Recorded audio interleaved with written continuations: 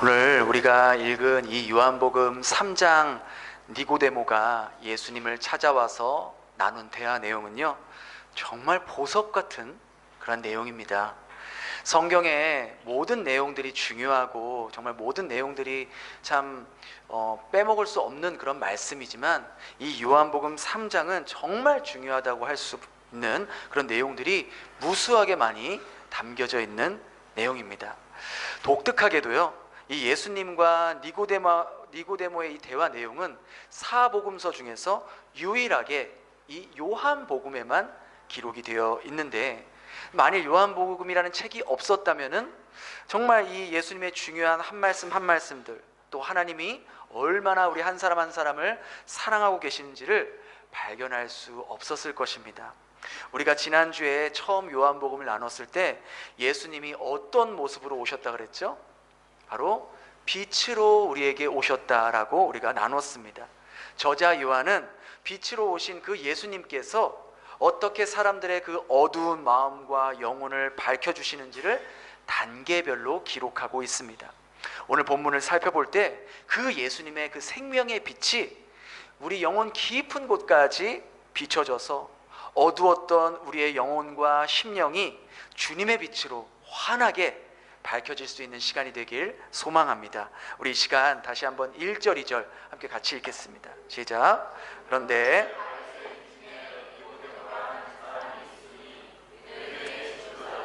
그가 예수께 이르되, 니고데모라는 사람이 예수님을 찾아옵니다. 그는 바리새인이라고 기록되어 있습니다. 바리새인이라고 소개하는 것은 그가 율법에 능통한 자이고 유대 전통을 중요하게 여기는 사람이라는 것을 강조하는 것이죠.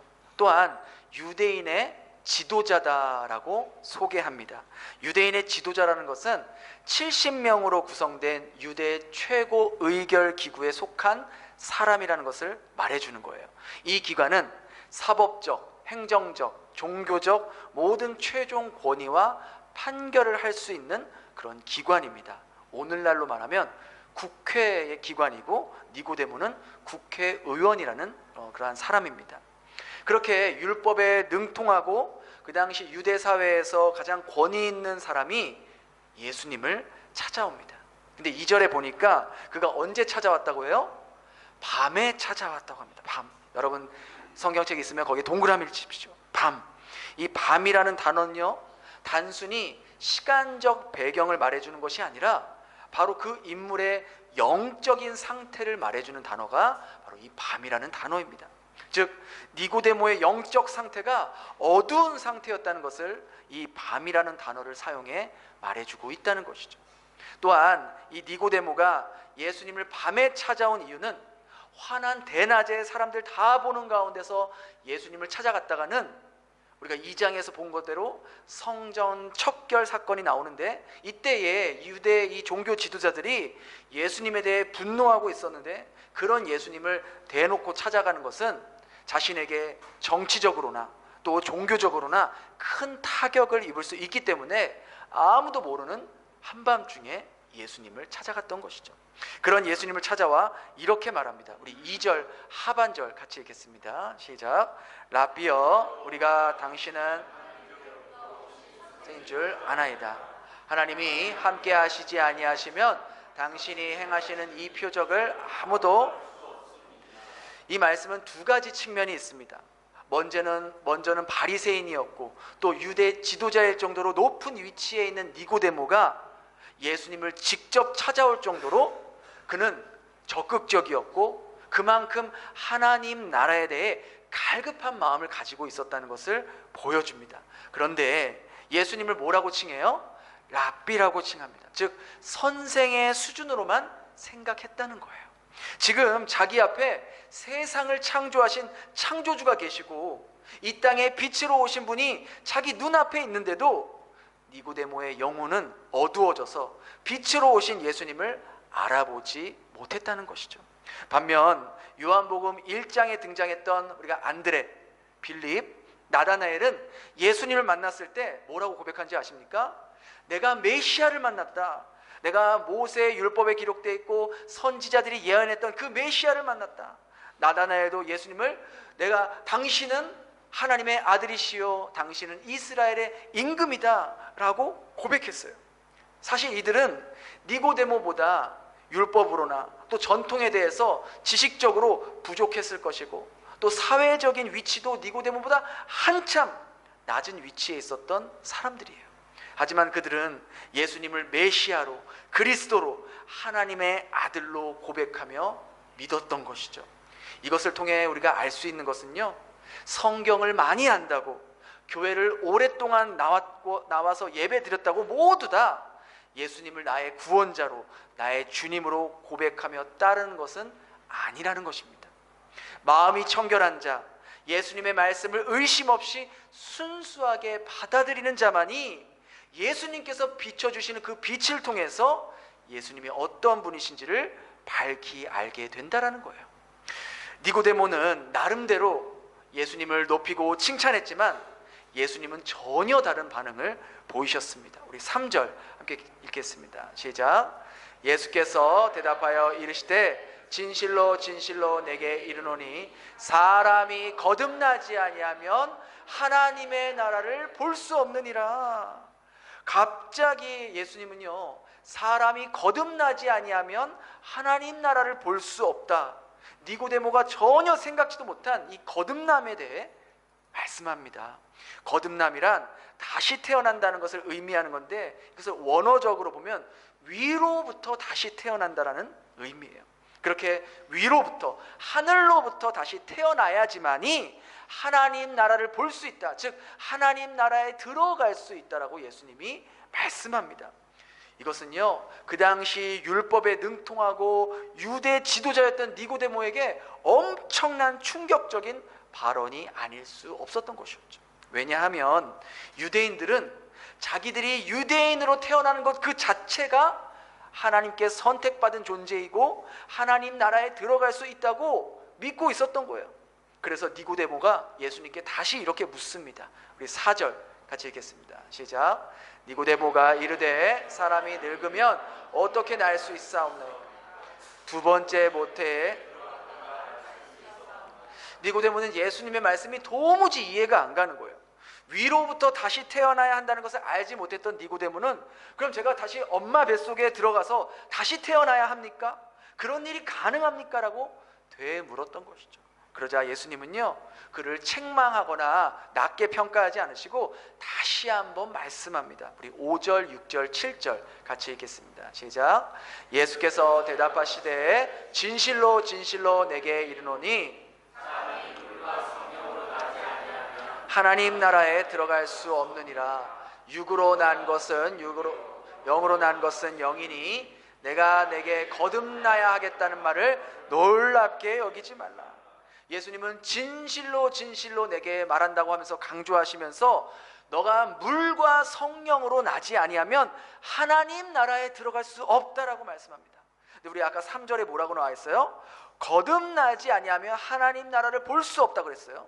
근데 5절에는 물과 성령으로 나지 않으면 하나님 나라에 들어갈 수 없다고 그랬죠. 이것을 연결해서 말하면 거듭난다는 것은 곧 물과 성령으로 다시 태어난다라고 말할 수 있겠죠. 물과 성령으로 다시 태어난다는 것을, 이 말을 두고 학자들마다 조금씩 견해가 다릅니다. 어떤 학자들은요, 물은 물침례를 뜻하는 것이고 성령은 성령 침례를 뜻하는 것이다. 또 어떤 학자들은 물은 자연의 출생을 말하는 것이고 성령은 영적인 출생을 의미한다라고 해석하는 사람도 있어요. 그런데 많은 학자들이 이제 동의하는 견해는요, 구약의 이 에스겔 36장 25절에서 27절을 보면 하나님께서 이 물과 성령으로 당신들의 백성을 정결케 하시고 새롭게 하시겠다고 약속하는 장면이 있어요.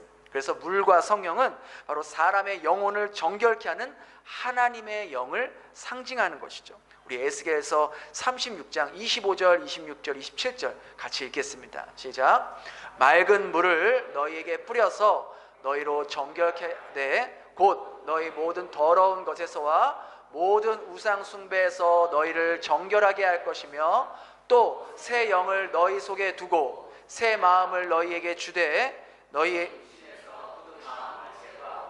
부드러운 마음을 줄 것이며 너희로 내 율례를 행하게 하리니 너희가 내 규례를 지켜 행할지. 그러니까 예수님이 말씀하신 거듭난다, 혹 물과 성령으로 태어난다는 말은 사람의 노력이나 의지가 아닌 오직 하나님의 영으로만 가능하다는 것을 말씀해주고 있다는 거예요. 유대인의 혈통으로 하나님 나라를 들어가는 것도 아니고 율법과 전통을 잘 지킴으로써 하나님 나라에 들어가는 것도 아니라 오직 위로부터, 하나님으로부터, 성령으로부터만 가능하다는 것을 예수님 말씀하고 계시는 거예요. 예수님의 이 말씀은요, 니고데모에게 정말 충격을 주기에 충분했던 거예요. 지금까지 자신이 믿어온 하나님 나라는 자신과 같은 유대인으로 태어나서 유대교를 지키고 유대교의 율법을 충실히 따르는 자만이 들어갈 수 있다고 굳게 믿어왔는데, 지금 예수님의 말씀은 그런 인간의 노력이나 혈통이 아닌 오직 하나님의 영으로 새롭게 태어난 자만이 들어갈 수 있다고 하니 예수님의 말씀을 받아들이기가 어려웠던 거예요. 그래서 그 마음을 꿰뚫어 보고 있었던 예수님께서 니고데모에게 다시 한번 그가 이해할 수 있도록 설명해 줍니다. 우리 8절 다시 한번 읽겠습니다. 시작. 바람이 위로 불매 내가 소리는 들어도 어디서 와서 성령으로 난 사람도 다 그러하니. 이 바람이라는 이 헬라어 단어와 성령이라는 이 단어가 헬라어로 모두 푸뉴마라는 단어를 사용하는데, 예수님은 의도적으로 같은 단어를 사용하시면서 바람과 성령의 역사가 비슷하다는 것을 설명해 주고 계십니다. 바람은요, 인간의 눈에 보이지 않지만 소리와 공기의 진동을 통해서 바람이 존재하고 있다는 것을 우리가 알 수 있죠. 우리가 지금 에어컨 바람을 맞고 있다는 것을 눈으로는 볼 수 없잖아요, 그죠? 그러나 공기의 파장을 통해서 또 피부를 통해서 우리가 알 수 있죠. 이와 마찬가지로 성령의 역사 역시 우리 눈으로는 보이지 않지만 거듭난 사람들의 구체적인 행실을 통해서 성령이 역사하고 있다는 것을 우리는 알게 된다는 것입니다. 또한 인간은 아무리 알려고 해도 이 바람이라는 것이 어디서부터 시작되며 어디서부터 흘러나오며 어디로 가는지 알 수 없는 것처럼 성령의 역사 역시 인간의 지혜나 머리로는 어디서부터 성령의 역사가 시작되며 어떻게 진행되는지는 알 수 없지만 성령께서 거듭난 사람들 마음 가운데 역사하신다는 것을 느낄 수 있다는 것이죠. 그렇게 예수님은요, 다시 한번 니고데모가 이해할 수 있도록 계속해서 차분하게 말씀합니다. 우리 9절 10절 함께 읽겠습니다. 시작. 니고데모가 대답하여 이르되 어찌 그러한 말이 있을 수 있습니까? 예수께서 그에게 너는 이스라엘의 선생으로서 이러한 것들을 알지 못하느냐? 그러니까 예수님의 그런 설명을 들었지만 성령으로 거듭남에 어두웠던 이 니고데모에게는 예수님의 말씀이 도저히 알아들을 수 없는 마치 수수께끼 같은 그런 말로 들렸던 거예요. 근데요 여러분, 이게 어찌 보면 당연한 반응이에요. 우리 역시 성령으로 거듭나지 않으면 아무리 설교 시간에 하나님의 말씀을 들어도 그 말이 무슨 말인지 도무지 알아들을 수 없고 이해가 안 되는 거예요. 지루하고 따분하고 설교가 시작되면 그렇게 잠이 와요. 그죠? 여러분들 보니까 잠을 안 자려고 막 이를 깡물고 있는 것 같아요. 저도 그랬던 것 같아요. 저도 교회를 나오게 된 지 얼마 안 됐을 때 목사님 설교를 들어도 끝나면 무슨 말씀하셨는지 하나도 기억이 안 나는 거예요. 기억나는 건 그 말씀 가운데, 그 설교 가운데 목사님 그 재미있게 설교한 그 예화, 그것만 기억나지 아무 내용도 기억이 안 나는 거예요. 그러다가 시간이 지나면서 저도 모르는 사이에 말씀이 하나 둘씩 들리기 시작하는 거예요. 정말 들리는 거예요. 요즘 유튜브 광고에 유튜브 이렇게 보려고 하면 그 윤재성 생활 영어 광고가 그렇게 많이 뜨더라고요. 거기 보면 하나같이 뭐라 그래요? 들리는 거예요. 들리기 시작하는 거예요. 들리게 되더라고요. 그 말을 하도 많이 해요. 그죠? 근데 설교 말씀이 진짜 들리는 거예요. 들리니까 깨달아지고 재밌어지고 감동이 되고 감격이 되고 다음 설교가 기다려지는 거예요. 그게 바로 성령이 사람들 마음 가운데 역사하는 거예요. 성령이 역사할 때는요, 그전에는 깨닫지 못했던 말씀들이 깨달아지고 그 깨닫는 기쁨이 마치 보물을 발견한 것처럼 그렇게 내 마음을 충만하게 해준다는 것이죠. 니고데모의 영혼은요, 아직 예수님의 빛을 만나지 못한 거예요. 그러니 계속해서 이해할 수 없다는 말만 반복하고 있는 거죠. 그러자 예수님이 구약의 사건을 말씀하시면서 다시 한번 설명하세요. 우리 13절, 14절 같이 읽겠습니다. 시작. 하늘에서 내려온 자, 하늘에 인자도 들려. 예수님은 당신을 표현할 때 뭐라고 표현해요? 하늘에서 내려온 인자라고 표현합니다. 인자란 직역하면 사람의 아들이라는 뜻이에요. 근데 예수님이 말씀하신 이 인자란 원래 하늘에 계셨던 하나님의 아들 성자 하나님께서 인간의 구원과 새 창조를 위해서 인간의 모습으로 온 것을 인자라고 표현한 것이죠. 그래서 예수님은요, 완전한 100% 인간이시지만 우리와는 본질적으로 다른 구별된 분임을 나타냅니다. 그리고 예수님은요, 자신을 하늘에서 내려왔다고, 그리고 다시 하늘로 올라간다라고 말씀하신 거예요. 이것은요, 이 땅에 내려오셔서 십자가의 사건을 이루시고 다시 하늘로 승천하시는 예수님의 그 모든 사역을 딱 이 한 구절로 함축적으로 이렇게 말씀한 내용인 거예요.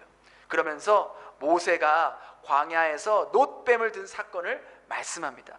민수기 21장에 보면은 이 놋뱀 사건, 여러분들 잘 아시다시피 이스라엘 백성들이 광야 생활 가운데 하나님께 원망하고 모세를 원망하니까 하나님께서 그 불뱀들을 푸셔서 그 모든 그 광야에 있는 자들을 다 뱀에 물리게 해서 죽게 만드셨잖아요. 근데 그때 모세가 간절하게 다시 한번 중보 기도하니까 하나님께서 그들을 용서하시면서 모세에게 놋으로 뱀 모양을 만들어서 그걸 장대 위에 매달아서 그 놋뱀을 보는 자는 모든 자들이 다시 살아난 사건을 이야기하죠. 이 사건은 율법에 능통한 이 니고데모는 이미 익히 알고 있었던 내용이에요. 그러니까 이와 같이 예수님께서도 놋뱀을 들어 올린 것처럼 당신도 들려야 한다는 것인데, 이것은 바로 예수님께서 십자가에 들려서 돌아가실 것과 그 십자가의 예수를 바라보고 믿는 자들은 모두 다 구원을 얻게 될 거라는 것을 예표하는 말씀이었다는 것이죠. 그러면서 예수님은 중요한 말씀을 하셨어요. 우리 15절입니다. 함께 읽겠습니다. 시작. 이는 그를 믿는 자마다 영생을 얻게 하려 하십니다. 여러분 줄을 빡빡 끄세요. 너무너무 중요한 말씀이에요. 예수님 바로 그 인자를 믿는 자만이 무엇을 얻게 된다? 영생을 얻게 된다. 즉 믿는 자는 거듭나게 되고 거듭난 자는 영생을 얻게 된다는 것을 말씀해 주고 있는 거예요. 하나님을 불신해서 불뱀에게 물려 죽은 자들이, 또 죽을 뻔했던 자들이 회개하고 다시 놋뱀을 쳐다보았을 때 살 수 있었던 것처럼 내 죄로 인해서 영원한 지옥에 들어가야 할, 거기서 죽어야 할 운명에 처했던 내가 내 죄를 대신해서 십자가에 매달리신 그 예수님을 바라보며 그분이 나 대신 죽으셨다는 사실과 그 죽음을 깨뜨리시고 부활하셔서 나에게 영원한 생명을 주시는 구원자임을 진심으로 믿게 될 때 우리는 거듭나게 된다는 것을, 성령으로 다시 태어나게 된다는 것을 예수님께서 말씀해주고 계신다는 거예요. 그리고 나서 예수님은 다시 한번 당신께서 왜 이 땅에 오셨는지, 하나님께서 왜 당신을 이 땅에 보내셨는지를 말씀해 줍니다. 우리 16절 같이 읽겠습니다. 시작. 하나님이 세상을 이처럼 사랑하사 독생자를 주셨으니 이는 그를 믿는 자마다 멸망치 않고 영생을 얻게 하려 하심이라. 여러분 성경이 총 몇 권이죠? 66권입니다. 그럼 성경이 총 몇 장으로 되어 있는지 아십니까? 총 1189장입니다. 그럼 몇 구절로 되어 있는지 아십니까? 31,102구절로 되어 있습니다. 31,102구절. 이 31,102구절 중에서 가장 중요한 구절을 뽑으라고 한다면 단연 이 요한복음 3장 16절을 뽑을 수 있지 않겠습니까? 우리가 어렸을 때부터 교회를 다녔던 분들은 노래로도 외우고 암송으로도 외우고 계신, 또 신앙생활하면서 우리에게 가장 친숙하고 가장 와닿는 이 말씀이 바로 요한복음 이 3장 16절이에요. 이것이 바로 복음 중에 복음이고 진리 중에 진리인 말씀이 바로 이 말씀이죠. 예수님이 이 땅에 왜 오셨는지, 하나님이 우리를 얼마나 사랑하셨는지 정말 간결하지만 분명하고도 명확하게 말씀하신 것이죠. 하나님께서 당신의 아들을 이 땅에 보내신 이유는 분명합니다. 하나님께서 이 세상을 너무나도 사랑하셔서 그 아들을 믿는 자마다 멸망하지 않고 영원한 형벌받지 않고 영원한 생명을 얻게 하기 위해서 예수님을 이 땅에 보내셨고 십자가에 매달려 죽게 하셨다는 거예요. 이 사랑은 유대인뿐만 아니라 모든 인류에게 열려있는 하나님의 사랑입니다. 하나님은 모든 사람들에게 구원의 문을 열어놓으셨다는 거예요. 누구든지 영원한 생명을 얻게 해주는 그 길을 열어놓으셨다는 거예요. 그러나 단 한 가지 조건이 있습니다. 그것은 바로 그를 믿어야 한다는 거예요. 그를 믿는 자마다 멸망하지 않고 영생을 얻게 된다고 하셨습니다. 반대로 말하면 그를 믿지 않는 자는 멸망하게 되고 영원한 형벌을 받게 되는 무서운 심판의 말씀도 된다는 거예요. 하지만 하나님은 심판을 위해서 예수님을 보내신 것이 아니라 구원하기 위해서 예수님을 보내셨다고 17절에 다시 한번 말하고 있습니다. 17절 함께 읽겠습니다. 시작. 하나님이 그 아들을 세상에 보내신 것은 그로 말미암아 세상이 구원을 받게 하려 하심이라. 예수를 구원자로 믿느냐 믿지 않느냐, 이것이 바로 영생과 영벌을 갈라놓는 유일한 기준이 된다는 거예요. 영생과 영벌은요, 말 그대로 끝이 없는 거예요. 영원히 하나님과 천국에서 기쁨으로 살아갈 그 영생과 동일하게 영원히 이 땅에서는 경험해보지 못한 극도의 고통을 받으면서 죽을 수도 없는 그 영원한 형벌을 결정하는 시간이 오직 이 땅에서만, 우리가 살아있는 동안에만 결정된다는 거예요. 여러분, 혹시 요리하시다가 혹은 불에 데워본 적 있으시죠? 그렇죠? 불에 데워본 적 있으시잖아요. 어때요? 얼마나 아픕니까? 얼마나 쓰라립니까? 화상 입으면 얼마나 따갑습니까? 근데 성경은요, 지옥을 불못이라고 합니다. 불구덩이라고 합니다. 불구덩이. 그 불구덩이 속에 들어가서 죽지도 못하는 끔찍한 고통을 언제까지? 영원히 죽지도 못하고 고통을 받아야 한다고 말씀하고 있습니다. 그게 멸망이고 그게 심판입니다. 여러분들에게 두려움이나 위화감을 주려는 말이 아니라 성경은 심판이 아닌 구원을 지금 말하고 있는 거예요. 그래서 하나님은요, 오늘도 어두워지고 흑암에 갇혀있는 우리의 마음과 우리의 영혼에 생명의 빛을 비춰주시길 원하시고 그 빛을 받아들이길 원하신다는 거예요. 제가 단도직입적으로 여러분에게 물어보겠습니다. 만일 여러분들이 오늘 갑작스러운 사고로 죽는다면, 그래서 하나님 앞에 서게 되신다면 여러분은 하나님 나라에 들어갈 확신이 있으십니까? 내가 오늘 죽으면 천국 들어갈 확신이 있는지 물어보는 겁니다. 각자 속으로 답할 수 있길 바랍니다. 교회를 그렇게 오랫동안 다녀도 많은 사람들이요, 내가 오늘 죽으면 천국에 들어갈 자신이 없다고, 확신이 없다고 답하시는 분이 너무나도 많아요. 왜 그런지 아세요?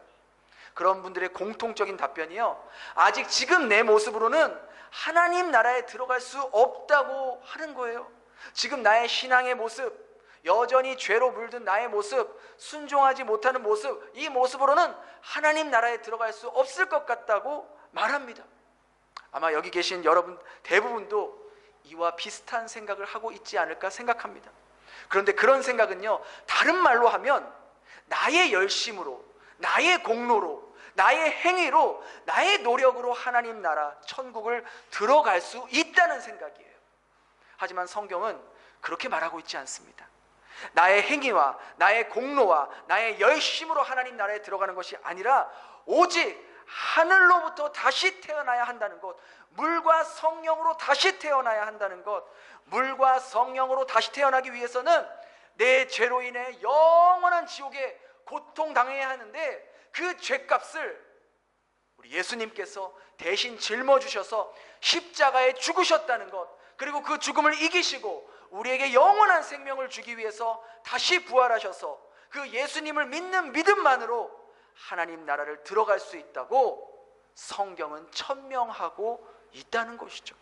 이 진리의 빛이 오늘 이 시간 여러분들 영혼 가운데, 여러분들 마음 가운데 비춰질 수 있길 바랍니다. 이 사실을 믿을 수 있길 바랍니다. 하나님이 하신 일을 믿을 수 있길 바랍니다. 하나님이 기록하신 이 성경의 말씀들을 여러분의 열린 마음으로 받아들일 수 있길 바랍니다. 믿음이 부족한 분이 계십니까? 그럼 하나님께 믿음이 깊어지게 해달라고, 성경의 말씀이 진리의 말씀으로 믿어지게 해달라고, 혹 우리 중에 예수님이 나의 구원자이시며 내 죄를 위해서 십자가에 죽으시고 부활하신 분이라는 것을 진정으로 믿지 못하는 분이 혹 이 자리에 계신다면, 이 시간 성령께서 비춰주시는 그 생명의 빛을 받을 수 있길 바랍니다. 이 말씀들이 믿어지게 해달라고 기도하시기 바랍니다. 그럼 하나님이 반드시 여러분의 기도에 응답하실 겁니다. 이 믿음만이 우리를 다시 태어나게 하며, 이 믿음만이 우리를 영원한 형벌의 자리에서 영원한 생명의 자리로 옮겨지게 될 것이고, 이 믿음만이 우리의 어두운 영혼이 환하게 밝혀지게 될 것이며, 이 믿음만이 그저 더 선한 사람, 더 착한 사람이 아닌 우리를 전혀 다른 존재로 변화시켜 주실 것입니다. 그러한 믿음을 소유하며 살아갈 수 있는 저와 여러분 될 수 있기를 예수님 이름으로 축원합니다. 우리 이 시간 그렇게 찬양하면서 함께 기도하는 시간 갖도록 하겠습니다.